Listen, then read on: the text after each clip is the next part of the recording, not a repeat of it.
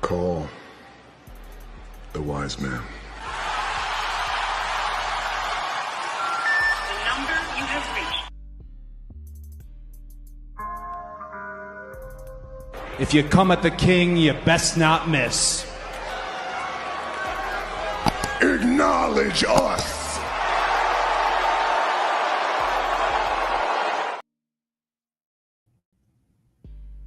Hey, we here at the Red Carpet Ring. We got WWE SmackDown 2 title matches and more. We are talking about the SmackDown for November 15th as we are headed into Survivor Series WarGames. You guys tune in. We are here at the ring. We also here for live on Facebook and X. Now we also we'll go over the grading and review of SmackDown. We go over current news. And we'll go over the bonus round. We talk about who will be the OG Bloodline fifth man, who will be the next member of that group. So come and check that out as we get into that. And as usual, before we do go any further, guys, let's do that simple thing and let's do that task I always have you guys do. Not real. Trust me. But that doesn't do anything, man.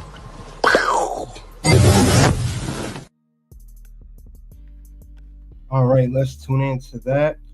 Now, before we do go any further, let's go over the SmackDown match card. Let's see what was advertised for this show. Of course, they always add stuff on later with the show. With that being said, let's check that out real quick. Let's see what the SmackDown match card was. All right, now for the SmackDown match card, let's look. We have a Naomi defending her WWE Women's Championship against Naomi. We do have Cody Rhodes appearing. We have MCMG defending titles against the Street Profits. And we have Kevin Owens making an appearance as well. And many more for that matter. But with that being said, let's get on with it.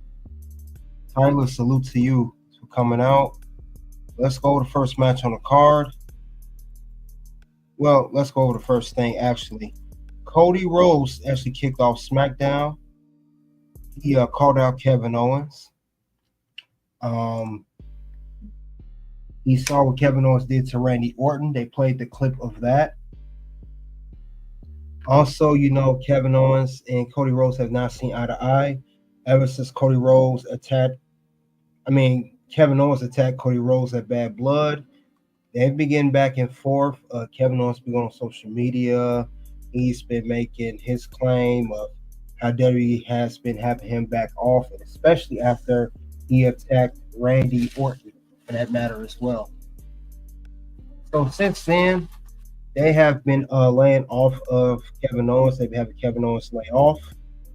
They don't want him getting involved with any more stuff with Randy Orton. They had the one match at Crown Jewel, but however, Cody Rhodes, he really wants his hands on Kevin Owens. And he's not going to stop at nothing until he gets his hands on Kevin Owens. Nick Aldis came out afterwards. Before we go any further, he came and he told Cody Rhodes to come on out here. He told Cody Rhodes to calm down. And Cody Rhodes also said, Nick Aldis, you understand more than anybody how this is. Let me get my hands on Kevin Owens. It's similar to how Randy Orton was confronting Triple H a few weeks ago. But this was definitely something else. Man, I don't know how to explain it. But Cody Rhodes, he had no patience for Nick Aldis. No patience at all.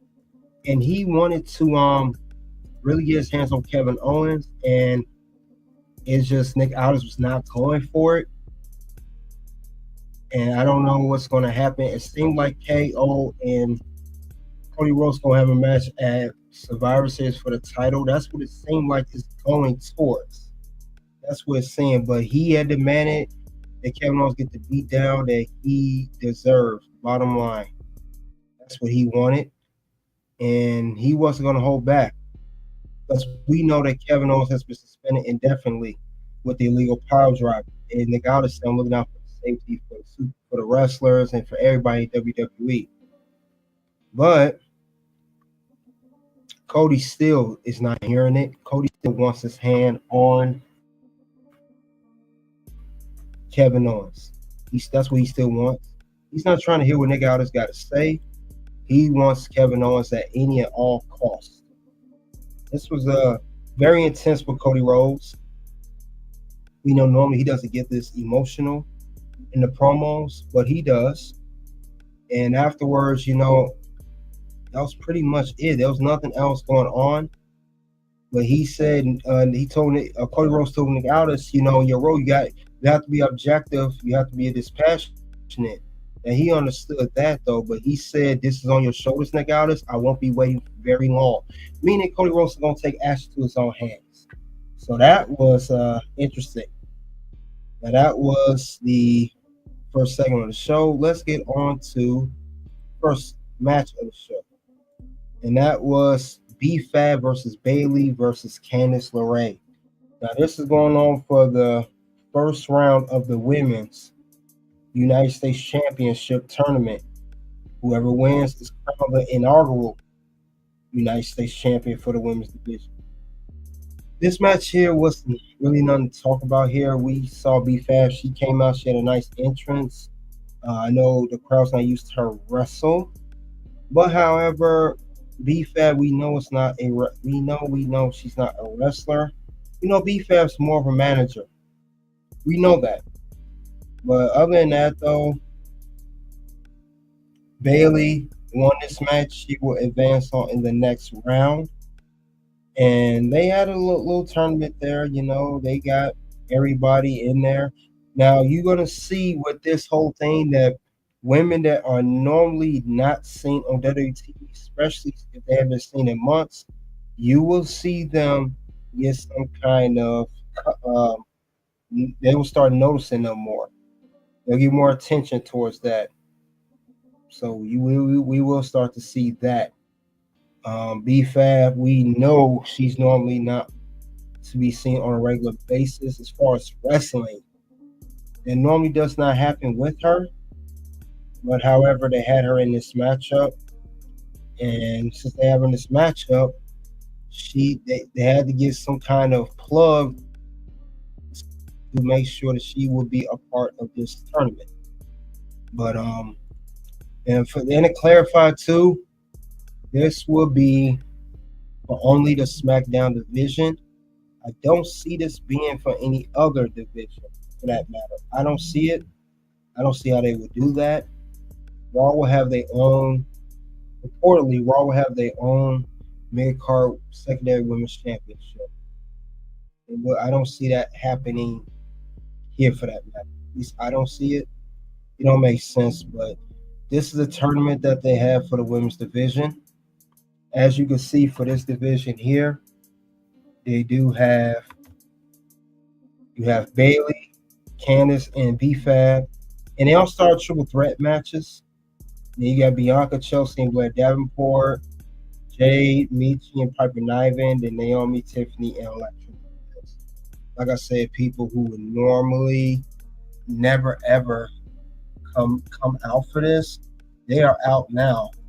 So we'll see them next week. We saw it this week, roles that they normally not in. So that will be interesting. But this is how the tournament is going to go down. Like I said,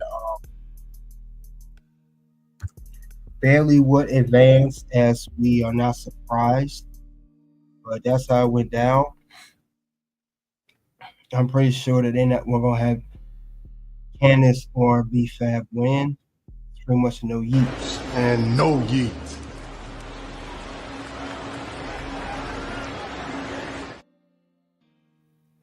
So I knew those two were not going to win.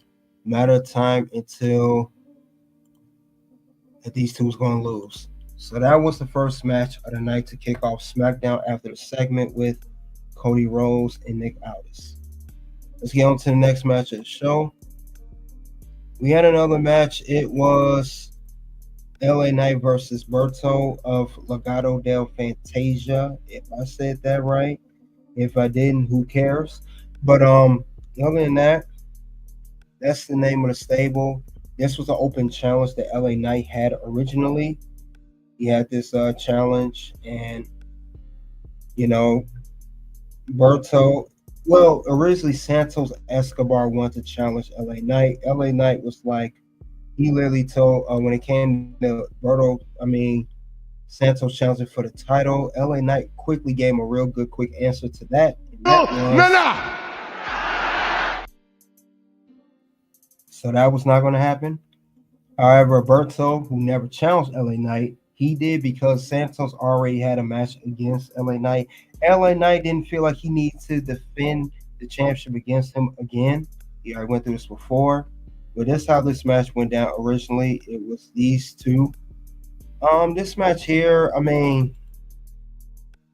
they gave Berto some offense, but it really was nothing to talk crazy about. Really nothing to brag about that much, in my opinion. It was a very quick match. It was pretty much a squash match. Let's just call it what it is. It was a squash match. Nothing more to explain besides that. And with that being said, LA Knight retained his United States Championship. Do I see anything else going on? I don't know who's next challenger going to be. There was no Carmelo Hayes or Andrade. They really haven't been on SmackDown since the whole Crown Jewel triple threat match for the United States Championship. So we didn't see that going on, but to no avail, I guess. That's how they're going to do it. We'll see what else is going to happen next as far as that goes. We'll see how that will be plugged. But Berto did not win, and I guess that's the only singles match he ever had because he's normally in a tag team match with Angel Garza. Let's get back to the next match on the card, shall we? Next match we have here was segment, I should say. This was the Bloodline, the OG Bloodline segment. Now, with this segment here, we have where let's see, how do I start with this one? Well, we knew that Solo and the Bloodline were standing strong, looking good. Now Roman, he can't, this is pretty much like it's been going every single week. Roman comes out, he tries to get the heads up on the Bloodline, the OG Bloodline. And he gets it at first, but it ends up being a numbers advantage. And normally that's how the deal is with that. But the thing is, the OG Bloodline continues to search for a fifth man. That's how it goes. But Jey Uso been telling Roman Reigns and even Jimmy and Sami that they need a fifth member. So that's been going on for weeks. Weeks and weeks and weeks. Thing about it is, Bloodline is no match for the OG Bloodline. You cannot take care of the regular Bloodline alone. Now, thing about it is, the way this went off, while Roman Reigns is fighting with the Bloodline, while he's fighting Jacob and the Tama Tonga, I don't know where Bronson Reed came from by attack Roman Reigns to give him the advantage. Now Roman, he got to get to Tama Tonga and Tonga Loa.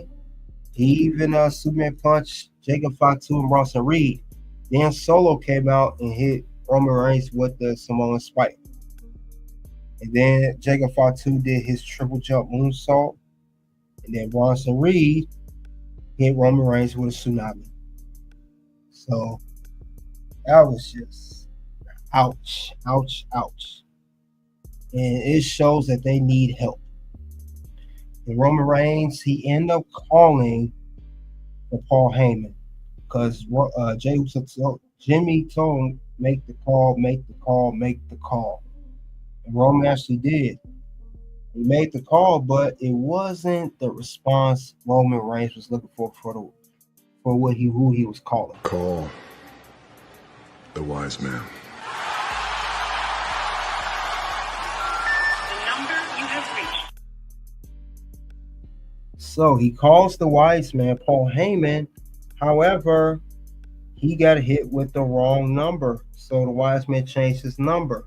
Now, some people are saying that because of Paul Heyman having his phone smashed by Solo months ago when Solo stumped on it, that still doesn't change his number unless his number was forcibly changed.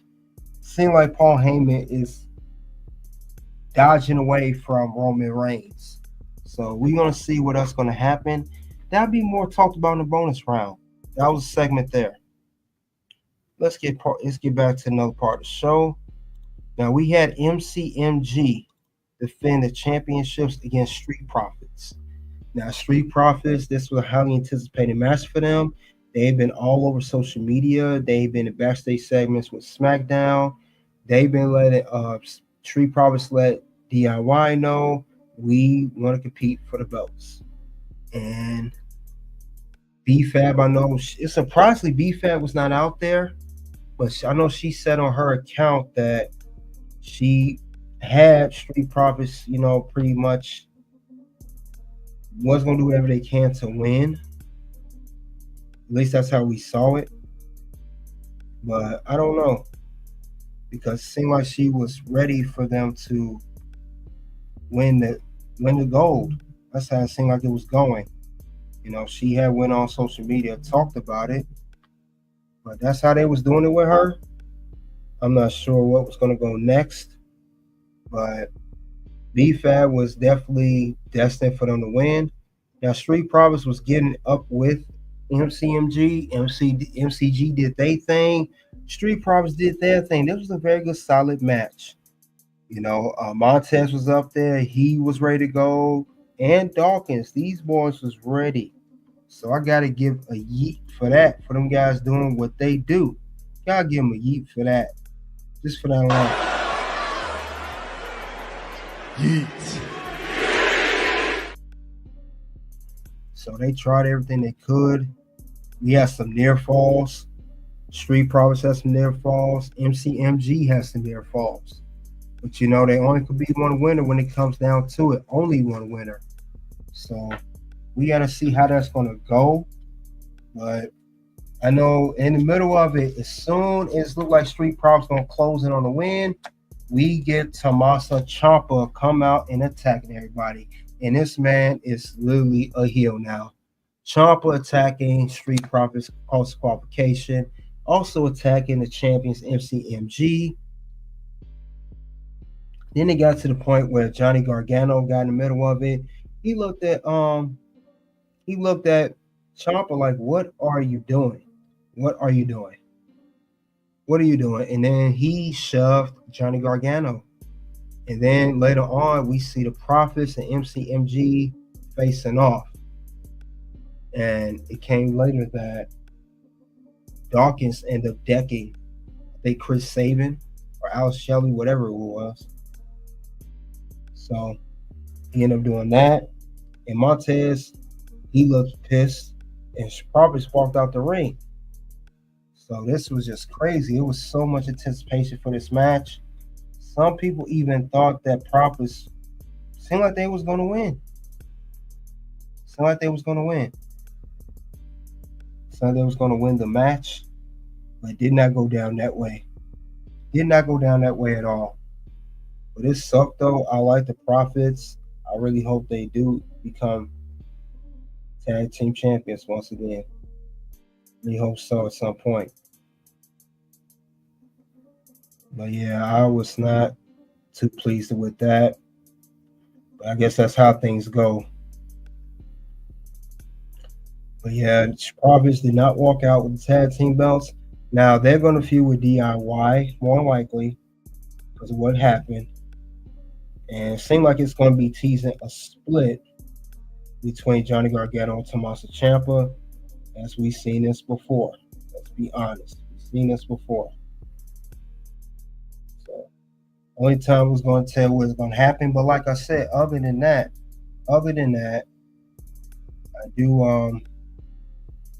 I do see a good match. I give it again. Yeet. So yeah, that is how that went.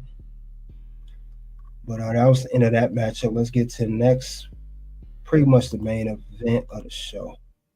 We got Nia Jax versus Naomi, and this will be for the WWE Women's Championship. So you guys see how that's gonna go.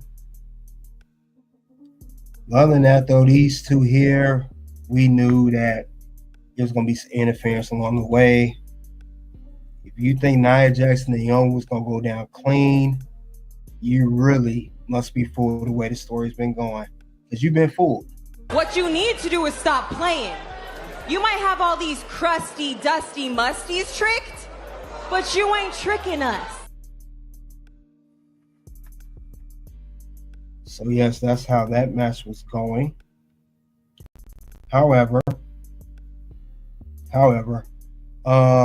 it seemed like it was some good near falls with, I want to say, Naomi. Naomi looked good. She looked like she could get close to winning.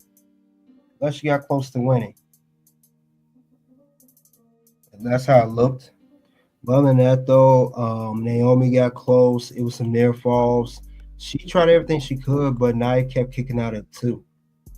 Now, Naomi also has some interference shown. We saw Tiffany come out and interfere on Nia Jax's behalf. And Naomi, even though with that, Bayley came out to attack Tiffany Stratton. And Naomi almost went with a split leg moonsault. However, Candice LeRae showed up. She shoved her to the ring post, and then Nia Jax finished. She got Naomi with the annihilator. But we knew that there was going to be some interference involved.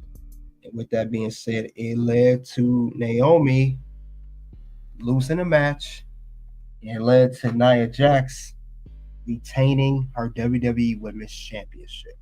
As I thought it would. Was not surprising to me. Now, as far as that went, I knew that was going to happen.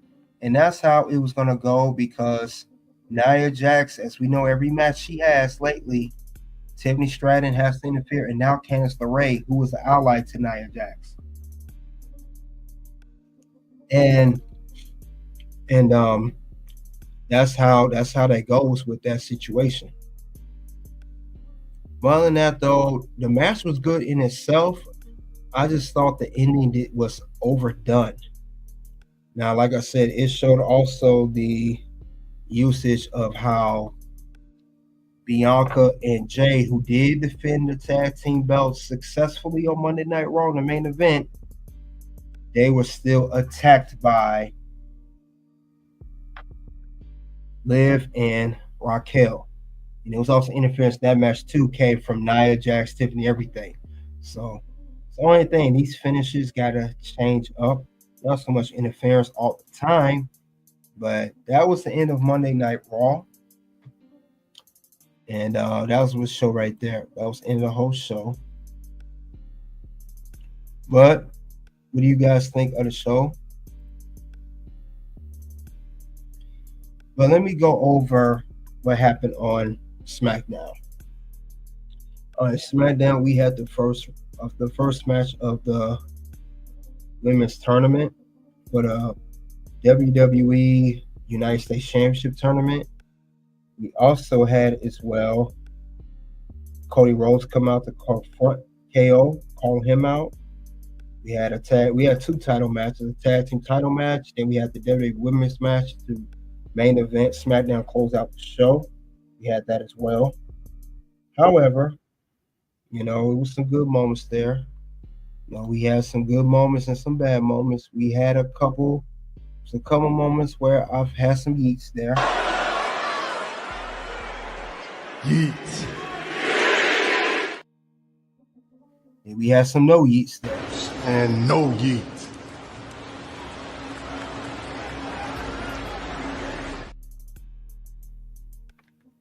So with that being said, it comes down to one thing only. And my rating for SmackDown, like I said, was solid for the most part. It was okay for the most part. It's actually good because we had the Bloodline storyline going on. I would have to give it a 4 out of 5. It still was a fairly decent, very good show. Few matches I didn't care for, but still a very good build up to the whole Survivor Series build up. So credit to that. You know, it was some good moments there. Some stuff was a little overdone, and that's what we get to now with the whole what went wrong with SmackDown. Let's get to that right now. Now, normally I go always, like I said, for those who ain't familiar, I go over what went wrong with SmackDown, despite the high rating or low rating. So let's talk about what went wrong with it. And we'll talk about that right now. First thing I saw wrong with SmackDown, why does every tournament have to go down the same exact way? Why? Why do WWE always does that? And it's not just this match. It's not just any turn. All tournaments go down like that every single time. We always have that issue. It's always a triple threat, but first round. Then they do the winner of those triple threats be in the next round, in the finals, and that's it. It seems like the tournament is always rushed. It's always rushed with these tournaments. I got a problem with that. I got a problem with it. You already know where it goes from here. You just made the list! So I am tired of that. That happens all the time, more than it should happen. Every time I look up, there's something going on with that. Every time I look up. Whether it's a women's tournament, whether it's a men's tournament, whether it's for a number one contendership match, whether it's for an inaugural championship like this one, the Women's United States Tournament Championship tournament, or the men's tag team tournament. Every tournament that is set up on here, it goes the exact same way. And I'm like, really, can we do better with the tournaments? Can we do better? It's always rushed. Can we get a battle royal for once? Can we do, or at least have these tournaments at a PLE? I mean, we've seen this all year. We've seen it for, I mean, think about it. We have tournament or qualifying matches all the time. We already get that with, you know, the Money in the Bank when Elimination Chamber, or we get the whether it's the tournament for King and Queen of the Ring, or the King and Queen of the Ring, or a new tournament for a new champion, or a vacant champion, or a tag team champion, or this. It's just every tournament is a rinse and repeat. And I wish they just changed that for the better, because it's getting pretty old. That's my opinion on that. So I just wish they changed that whole narrative of that. But it's just not good. It's not good at all. Next thing I saw wrong with SmackDown. OG Bloodline losing that crown jewel and attack every single week. And I mean every single week. It means that they're winning at Survivor Series. Every time. I can't see how the OG Bloodline will lose that crown jewel. I can't see how they get attacked almost every single week on SmackDown, and they somehow going to lose at Survivor Series as well. No, I don't see that happening, and it's so obvious, especially with this whole run looking for the fifth member. Whoever the fifth member is, and I'll get to that as well, or if they run with four guys, they're going to win this match. Bloodline's not going to beat the OG Bloodline at Survivor Series. They already had their win. It don't make sense why to do it that way. And since it's so predictable, you know what list this goes on. It's so obvious where this list is going. It's inevitable. You just made the list! So that's how I see that. But that is just a continuation of everything. Everything. Every time I look up, that's how they're doing this whole thing. Everything. Every single time. Now, another thing I saw what went wrong with SmackDown. Another thing that was crazy. Street Profits losing explains the frustration in Montez Ford's interview correctly. Montez Ford went on Daily Star. I talked about it on here. I made a video about it a few days ago, early this week, about how he was frustrated with the booking, them not winning tag team gold in about 4 years. They have won every tag team championship from NXT to Raw and SmackDown, but they haven't won since then. And Montez Ford, you can tell, is getting tired and fed up with it. You guys remember, he had talked about this in an interview. He talked about this. You guys remember? It was like, you're worthless. And I know I ain't worthless. I know I ain't worthless. But you see all these new faces come in, and it's granted, they're getting opportunities. Great, great, great. Let them in. All these new opportunities, new faces coming in. But it seems like we're getting overshadowed. Nobody's talking about us anymore. And maybe it's because of the failures we keep presenting to them. Getting close to the tag team championships, but fail. Get right there again. There's Bloodline. There's DIY. There's another hub. There's, now you're in a 4-man group. That stops. Now you're in a 3-person group. But you get closer to taking championships again, and no, it doesn't happen. So now all these thoughts are going through my head where do the adjustments need to come? Who do I need to add? Who do I need to subtract? Do I need to change my method and approach to all this stuff? All these things are showing up right now. So that's how I feel. I know it's a lot, but it's a long answer, but that's how I feel right now. And it feels like a therapy session at the minute. It kind of is. Someone that has talked about you is your other half, Bianca. She was asked recently about you going on a singles run. And she said, and I kind of feel like everyone feels like this, you are ready for it and everybody wants it. But she said that you kind of feel guilty because of how close you and Dawkins are. So what are your thoughts on that? Well, I think what she was saying, we're speaking on is, when I first got signed to NXT or developmental around 2015, and my first match around 2016. And literally right after that, they put me and Docs together. Like the end of 2016, and we debuted in 2017 on NXT TV. So this has been the only thing I have done since I've been with the company, the Street Profits. I haven't done anything else. I haven't done single stuff, haven't done solo stuff. And I think what she means is kind of similar to Survivor's guilt. Been with this person for so long, we built so much. So for me to take off and just do things on my own, kind of feels like I'm leaving him behind. But I realized recently that's not my fault. And that's not a knock to him. That's not a knock to anybody. But I know how talented I am. I know how much I brought to the table for the Street Profits, and I know how much I've inputted to the Street Profits to make it what it is today. If I decide to go my way, and it's not with the Street Profits, and whatever happens after that, either does successful or it fails, that's not on me, because me is on me. And no, brother, it doesn't work for me right now, So that's Montez Ford. He spoke about his frustration in that interview about what a Daily Star talking about how things should be going away in his favor and the Street Profits, and of course him going solo. And I can't blame him for that. I really can't blame him for that at all. It's sad, but I understand his frustration, and I agree with everything what he's saying. He has a point of how things are going, because he should get something to work in his favor.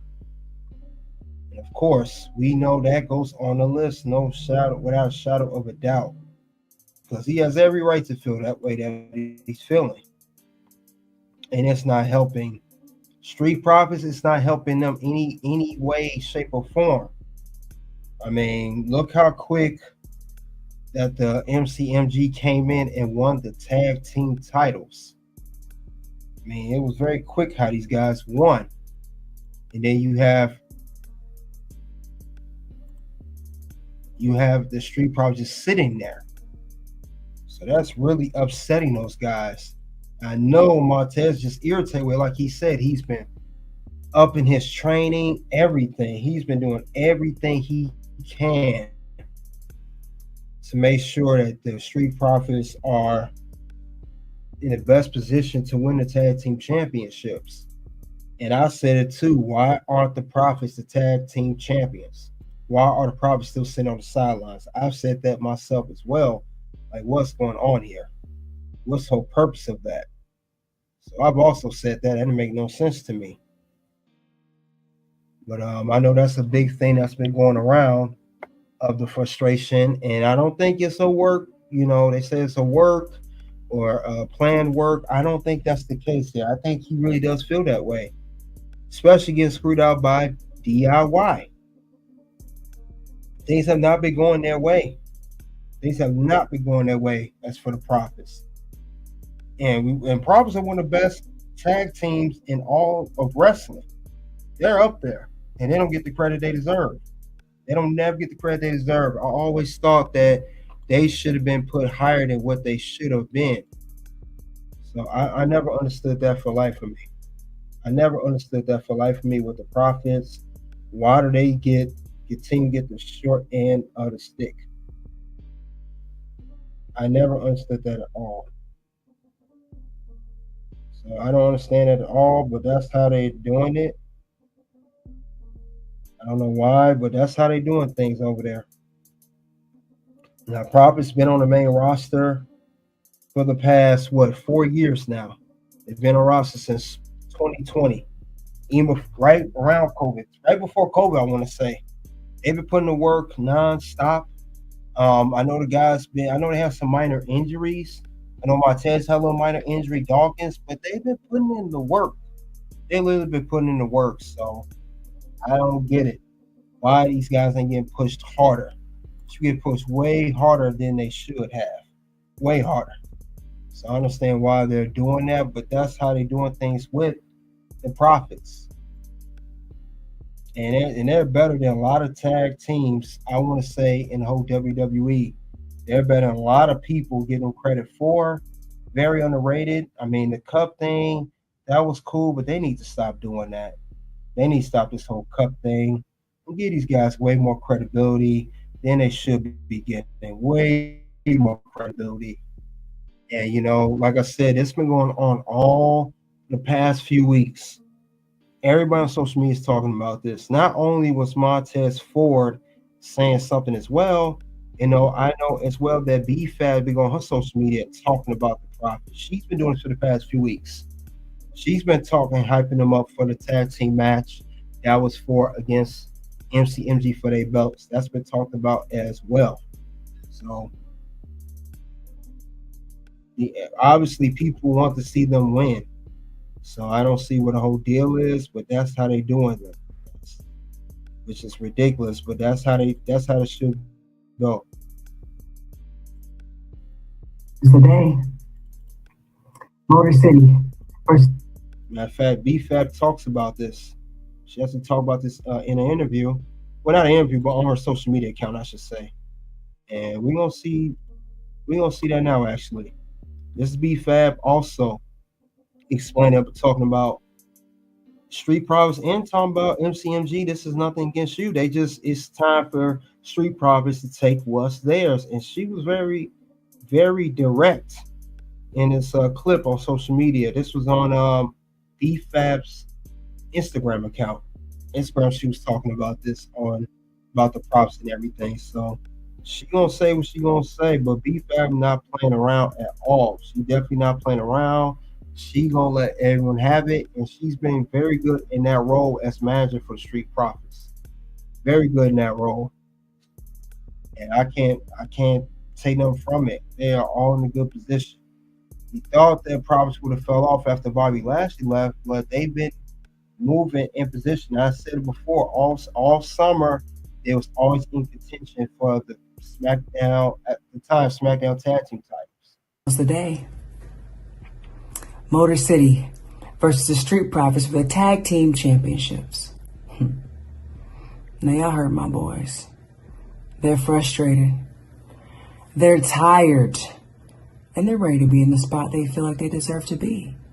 Heck, we all know they deserve to be there. So this match has nothing to do with Motor City. Because I know Motor City has come a long way. They've been all around the world. They came here and they got the championships really quickly. Kudos to them.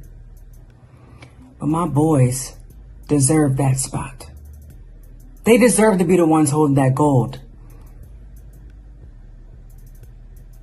That's going to change. The whole climate is going to change.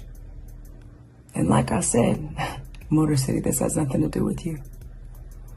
This has everything to do with my boys knowing the fact that everybody knows they deserve to be in one place alone. And that's the top. So while y'all might have been the top around the world, you've now landed yourself in the place with the very best, and you're now in the ring with one of the very best tag teams in the world. This is going to be a real test, a real pressure for you. Because like I said, my boys are frustrated, they're tired, but most importantly, they're hungry. And you know what happens when you starve a dog. He eats anything in sight. Something's got into my boys, and I'm not going to say that I'm against it. But I'm ready for them to have the spot that they deserve. I'm ready for everything to change. I'm ready for everything to be different. So tomorrow, when you're in that ring with the Prophets, know you might have went against a lot of tag teams. So that was b-fab talking about it. She's not playing around. And that was all I have for what went wrong with SmackDown. Also, let's look over if you guys want to take time to go to the poll on Red Carpet Reign. Check out what people have been saying about SmackDown. So far, we have 74% of people giving it an A, 15% of people giving it a B. We have short, maybe 6% with C, and 5% with D or F. So let's get into that. But with that being said, we are going to go into current news. Now, that's been buzzing around as well. We got a new Monday Night Raw logo. New logo that's been for the brand new brand. This is supposed to be the new logo for Monday Night Raw with the whole Netflix and everything. And it's been going on for quite some. It's been mentioned. It's been floating around. It looks horrible, in my opinion. I think it's ugly. I think it's hideous. But that R don't even look like an R. It's so crooked. It looks like a B. It looks like they're Raw say ball. So I don't know what the whole thing is with that. But that's how they got this logo looking. This is how it's going. But this new logo is something that everyone is speaking about right now. I don't know if it's exactly the logo, but it seems like that's what it is. I don't know. What do you guys think of this? Is this a nice or ugly logo? But this is a weird logo for Monday Night Raw. And it's supposedly supposed to be the new thing. Now, the reason that this logo got leaked, because it was in an ad. They put an ad out for this whole logo. It's how they did this logo. It was online. And they're talking about the whole Netflix thing, for that matter. But it's supposed to be the whole episode of premiere of Netflix show. It's supposed to be on, I think, January 6th for Monday Night Raw for Netflix. But this is how they book. This is how it's set up. But this is crazy, though. This is the logo. And I know, I guess it's confirmed because it's showing right here that the logo has been for, like I said, a brand new episode. So the brand new episode is going to happen. I guess that's what they want to do. I don't know what you guys think of this logo though, but this is a confirmed logo. That's what they're saying. If you guys remember, if it's once it says this, that's how it's going to go. This is a brand new logo. It's official. XL Pro, salute to you, Peter. Awesome Gamer, Peter. Salute to all you guys. But yeah, this logo here, I don't know about this logo. This logo's terrible. I don't like this logo. It just not says Monday Night Raw when I see it. But that's how they're going to do it. That's how they're going to push it. But when Netflix come out, it will be the brand new logo. That's what they're going with. That's what they're going to run with. I'm just saying, for Monday Night Raw, for the history of their logos, especially from the beginning, Raw normally puts out a very good polished logo. And I don't see that now. If you go through the history, the logos are way better. Way better. I mean, compared to their past, if you look, just look at the logos from the past. Their logos are way better for the way they do it. Look at all the logos from the beginning, from 1993 to Raw is War, and Raw all these years. And we go from that to this. Come on, man, that's terrible. Should be done a little bit better than that. At least that's how I would do it. But I think that should be something should be done to improve that. At least. But that's what they're running with. These are the logos that they're gonna go with. I guess so. Definitely not my first choice. But we gotta see what else is gonna happen. But that lets me know too, they got a new logo. Anytime WWE does a new logo, they're going to have a new championship, a new championship design. So that's how I know Raw's going to get the TV title, which will be the Netflix title, equivalent to the Women's United States Championship. So they're definitely going to run with that narrative. That lets me know that's what they're going to do. It won't be a secret. It's going to be there. So I could definitely see that being the whole case there. So I won't be surprised with that at all, for that matter. But that is the new logo. It's been going around. I don't like the logo. Maybe you guys like the logo. I don't like this logo at all. I think it is. Doesn't even look, like I said, it's the most crooked R I've ever seen. If they had just, it would have been better if everything was so slanted over. But it's not my decision, though. But with that being said, though, that's all I have for current news. If we're talking about the Monday Night Raw logo, the logo that will be on Netflix. Now, with that being said, let's switch gears. We are going to go to bonus round, and we are going to talk about who will be the fifth man for the OG Bloodline. So, give me a couple minutes, guys, and we're going to get that going.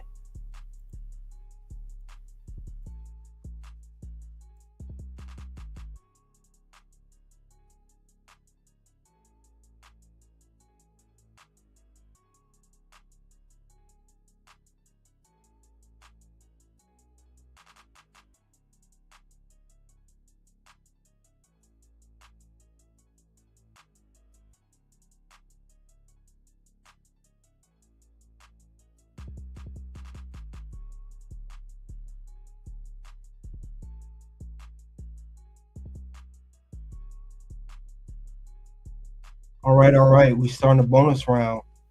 We're going to talk about who will be the fifth man for the OG Bloodline, and we are talking about the Bloodline versus OG Bloodline at Survivor Series, traditional Survivor Series WarGames, and it's going to be 5-on-5.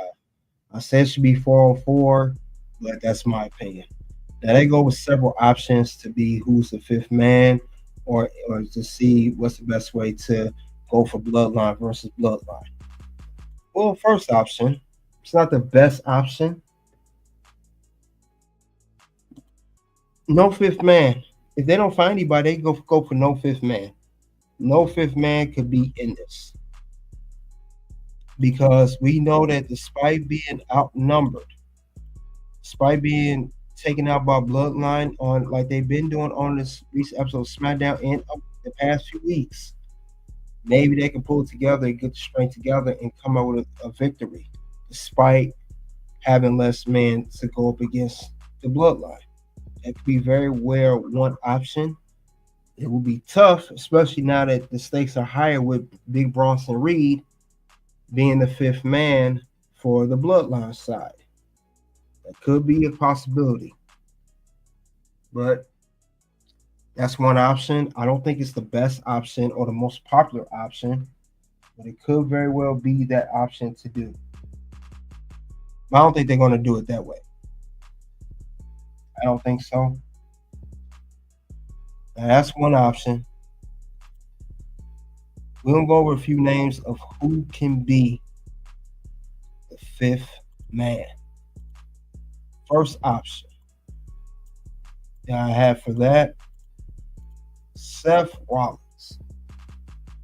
Seth Rollins could be an option because the person he's in a rivalry with, he's going to have a match with on the upcoming Monday Night Raw, will be against Bronson Reed, who already he had a matchup against, will be a second match. Maybe he wants to even score and go against Bronson Reed and that original bloodline. I mean, the new bloodline that he insulted.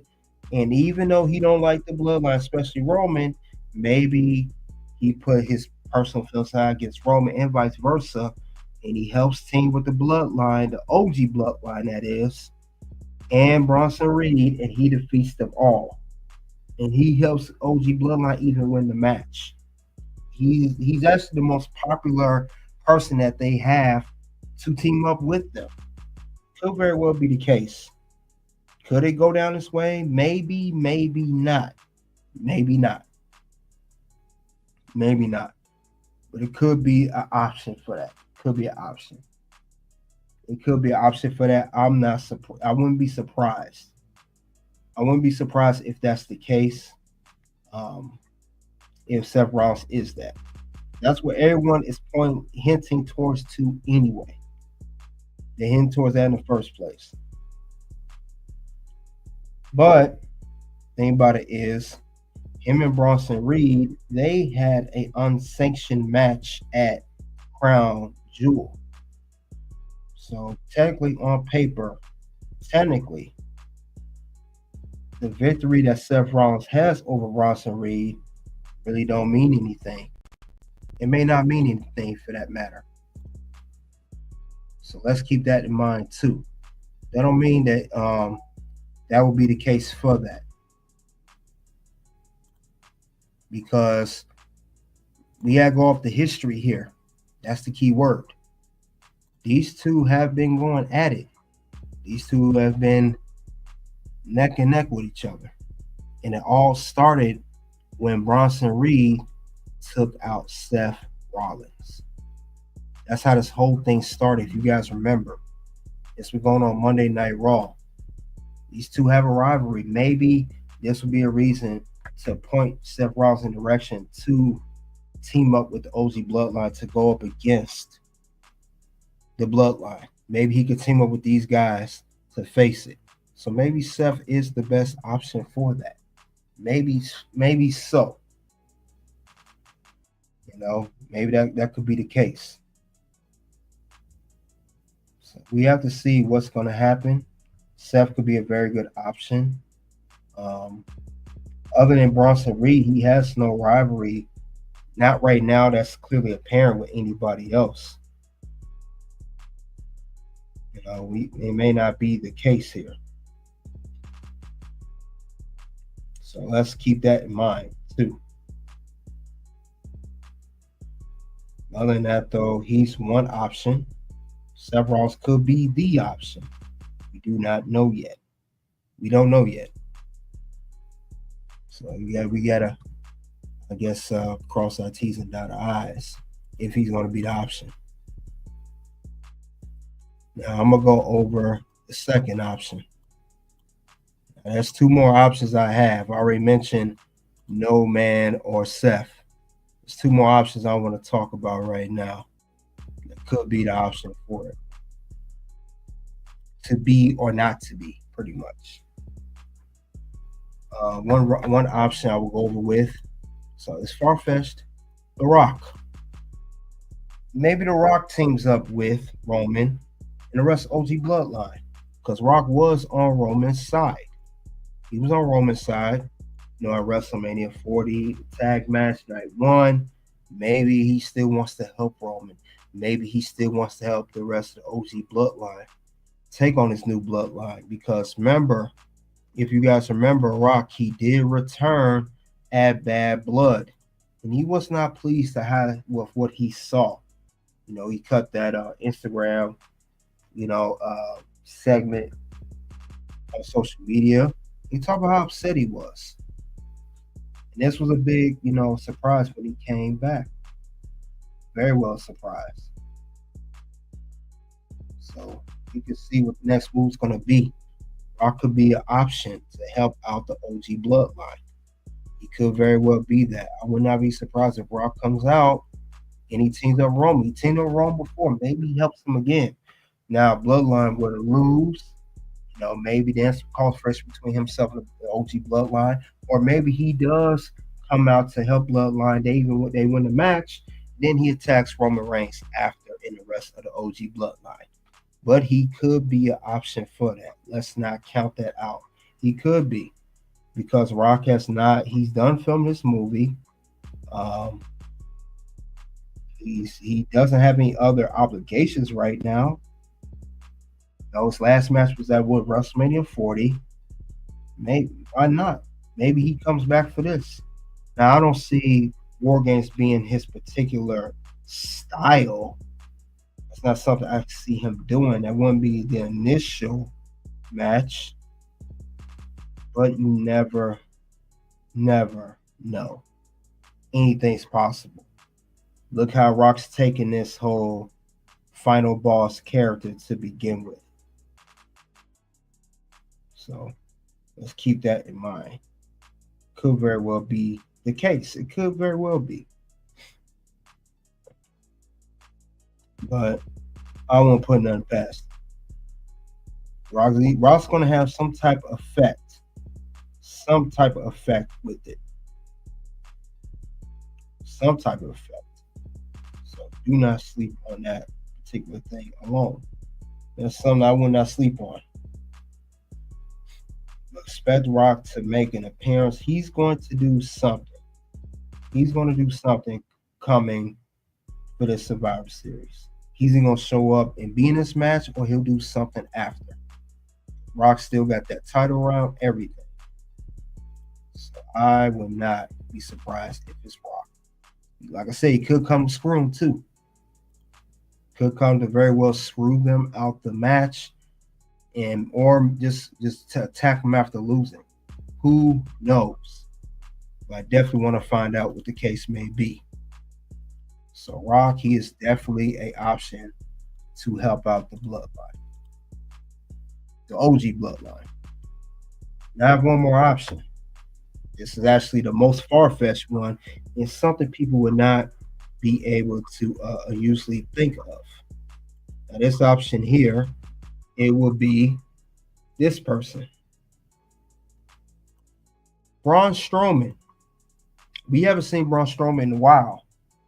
We haven't seen Braun Strowman since Seth Rollins returned in the last Monster Standing. And when Bronson Reed did lose due to Seth Rollins stomping him into the steel steps, causing Braun Strowman to get the victory, and his hand raised by Seth Rollins. And the reason I say that, he's similar to Seth Rollins. He also has a history with Bronson Reed. These guys had a last Monster Standing match. They had fights outside in the parking lot. Remember, Bronson Reed did that tsunami on top of the car, on top of Braun Strowman. So maybe he come back and help the OG bloodline despite his history with Roman in the past, everything. He could be the third man. He could be the fifth man. And the third man option of the men I mentioned, he could very well be it. I mean, Braun Strowman, he could equal for the OG bloodline like Bronson Reed equal for the new bloodline.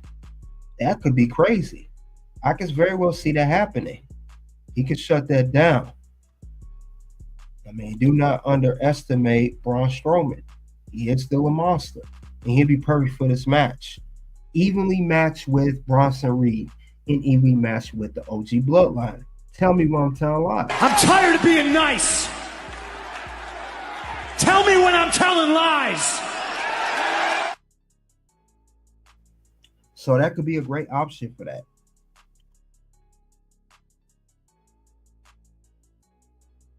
I can see Braun Strowman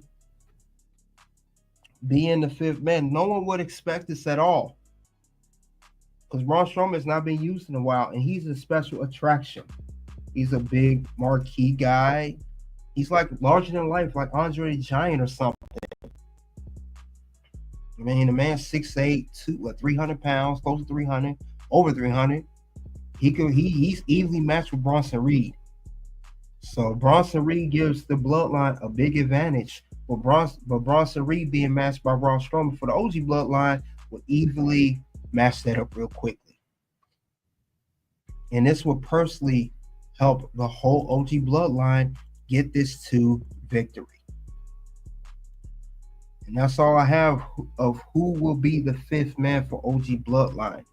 Who's going to help Roman Reigns, the Usos, and Sami Zayn as they go into war at Survivor Series 2024 WarGames against the bloodline of Solo, Tama Tonga, Tongalo, and Jacob Fatu. Those are options I have. You either have no fifth man, Seth Rollins, The Rock, or Braun Strowman. Who are you picking to be the fifth man for the OG bloodline? Who is best suitable to team up with these men as they go into war at WarGames, which will be November 30th in Vancouver? So thank you all for coming out, guys. We talked a lot, covered a lot of news. SmackDown review, SmackDown two title matches. We talked about current news, what went wrong with SmackDown, and now we're talking about who will be the fifth man for OG Bloodline. Soon to videos will pop up, guys. You guys click the links below. You guys already know what it is. It's OUT. Like I say this a lot, we're not a sport, we're a movie about a sport, or a TV show about a sport, right? So the interest of all the other... I feel like the heel turn did wonders for me. There was a sense of reality in that, to where I had hit a point, and the babyface stuff was going great. The Alpha Academy stuff was going great. We had a blast with that. But I'm a realist, and I'm also like a long-term thinker.